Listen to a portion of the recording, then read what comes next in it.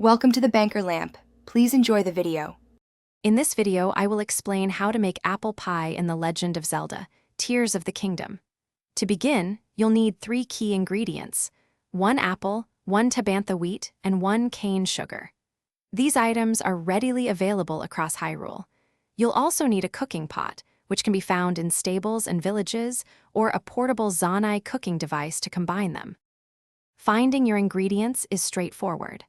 Apples are easily found by shaking trees in forested areas, particularly around Hyrule Ridge. For tabantha wheat, head to the vast plains of the Tabantha frontier, where it grows in abundance. Cane sugar is a bit different.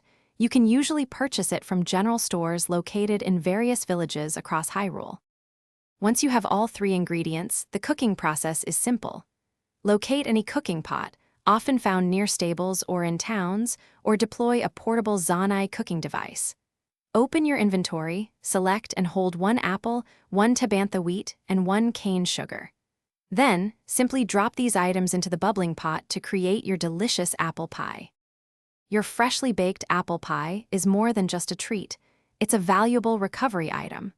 Consuming it will restore a significant portion of Link's hearts, making it an excellent choice for healing during your adventures.